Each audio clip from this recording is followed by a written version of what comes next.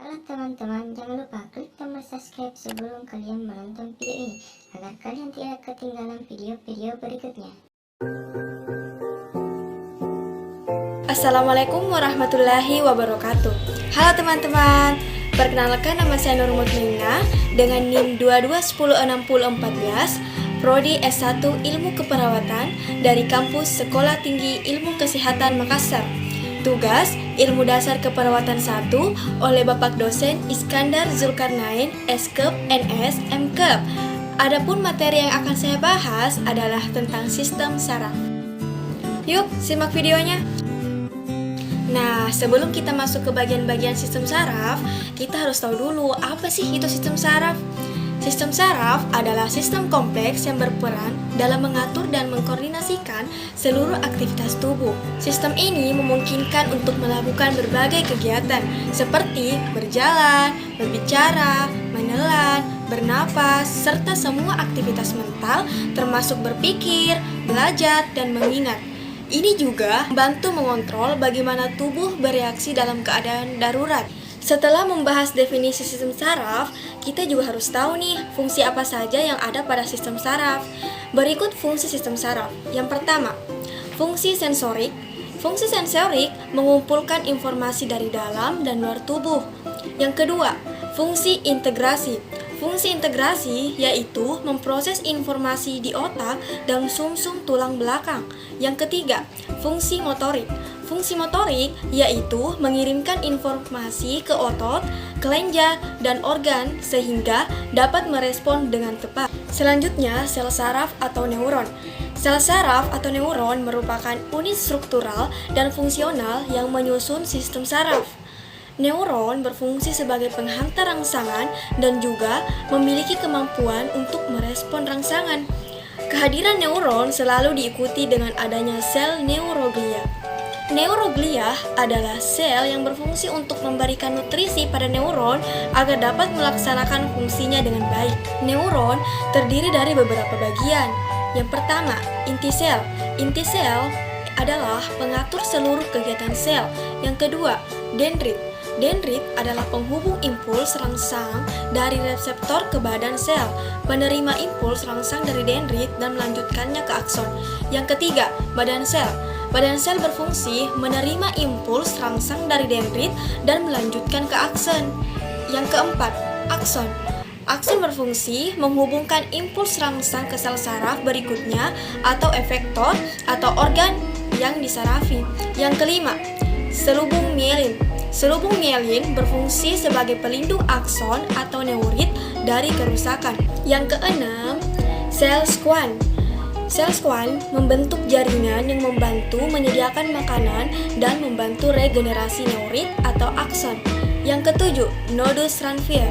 Nodus Ranvier berfungsi mempercepat transmisi impuls rangsang.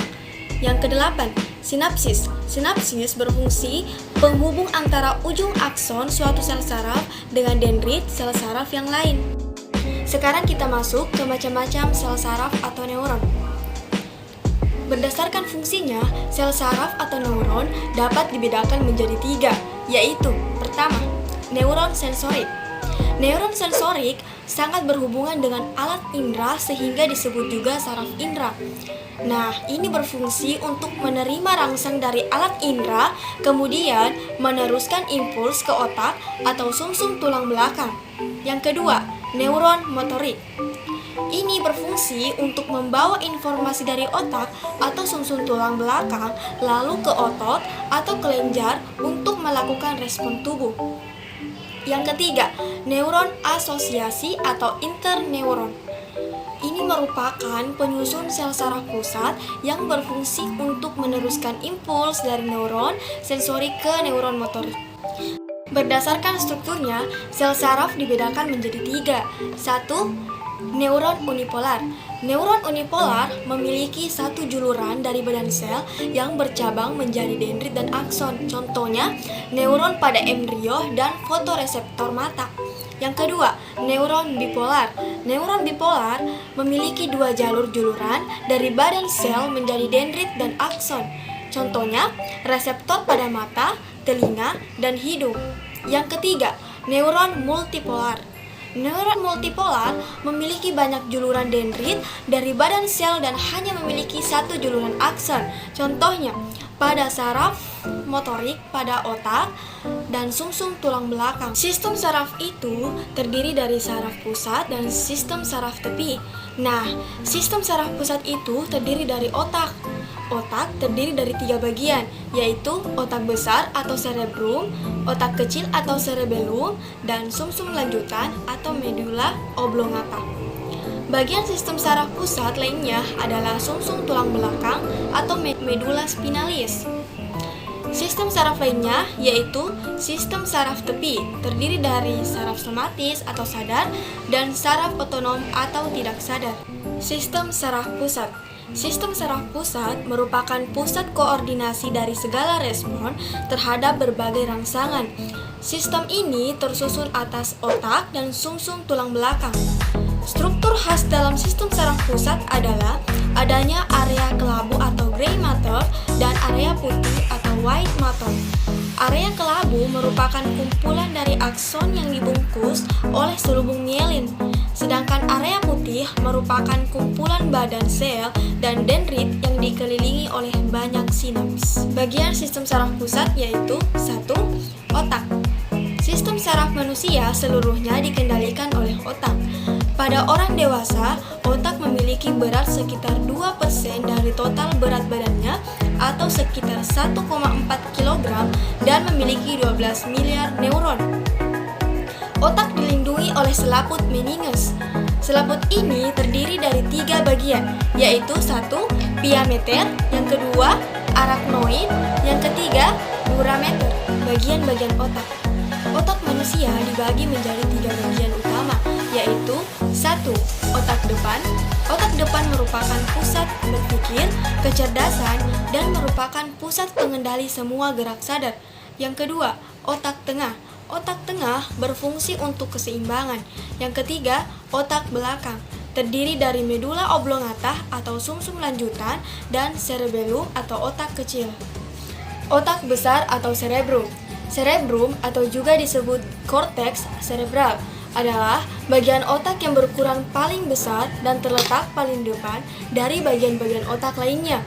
Oleh karena itu, cerebrum juga sering disebut dengan istilah otak besar. Cerebrum ini berfungsi untuk mengontrol perilaku yang sebelumnya telah dipelajari manusia, seperti pusat kesadaran, kecerdasan, ingatan, keinsafan, dan interaksi kesan. Namun, secara khusus, fungsi cerebrum tersebut ditunjang oleh fungsi 4 bagian yang terdapat padanya.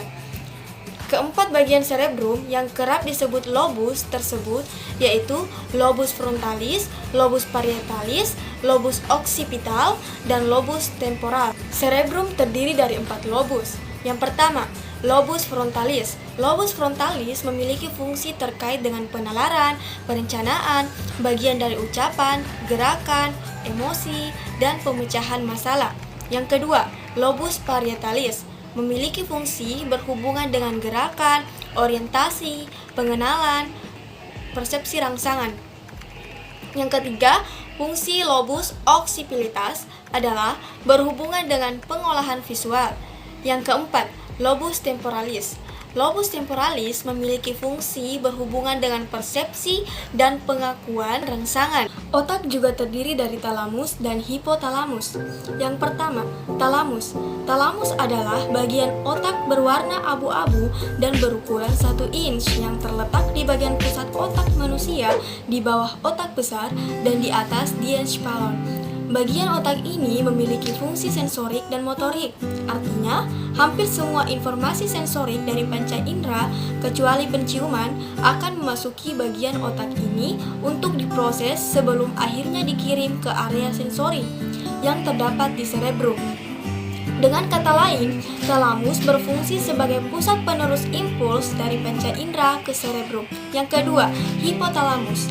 Hipotalamus adalah bagian otak yang letaknya tepat berada di bawah talamus. Bagian ini memiliki fungsi penting sebagai pusat koordinasi sistem syaraf autonom, sistem saraf dan kelenjar pada manusia yang mengendalikan kestabilan suhu tubuh, selera makan, lapar dan haus, tekanan darah, metabolisme karbohidrat dan lemak, mengatur keseimbangan jumlah cairan, tingkah laku, hingga pola tidur. Selain itu, hipotalamus juga dapat mengontrol fungsi tertentu pada kelenjar pituitari yang terletak di bawah otak. Selanjutnya, cerebellum atau otak kecil. Cerebellum adalah bagian otak yang letaknya berada di tepat di bawah lokus occipital otak besar. Bagian otak ini mempunyai struktur yang sangat mirip dengan otak besar, tapi ia memiliki ukuran yang jauh lebih kecil. Fungsi cerebellum adalah sebagai pusat pengendali keseimbangan tubuh, mengatur sebagian gerak motorik, dan koordinasi gerakan antar otot. Selanjutnya, medula oblongata terletak di antara sumsum tulang belakang dan otak. Fungsi bagian otak ini adalah untuk mengatur denyut jantung, tekanan darah, sekresi ludah, pernapasan, menelan atau gerak peristaltis, menelan, batuk, dan bersin. Selain cerebellum, dan medula oblongata, otak juga terdiri dari pons dan batang otak. Pons adalah berkas serabut tebal yang melintang dari satu hemisfer ke hemisfer lainnya pada otak. Serabut yang panjangnya 2,5 cm ini berfungsi sebagai jembatan penghubung yang membawa impuls dari otak besar ke otak kecil. Yang kedua, batang otak. Batang otak adalah sebutan untuk bagian belakang otak yang merupakan kesatuan antara medula oblongata, pons, dan otak tengah. Fungsi batang otak adalah untuk meneruskan rangsangan atau impuls ke otak besar dan menghilangkan serat kortokospinal. Selain sistem saraf pusat, sistem saraf juga terdiri dari sistem saraf tepi. Sistem saraf tepi berfungsi untuk memberikan informasi kepada sistem saraf pusat jika terdapat rangsangan sehingga akan menyebabkan otot serta kelenjar melakukan respon. Sistem saraf tepi terdiri dari saraf somatik atau sadar dan saraf otonom atau tidak sadar.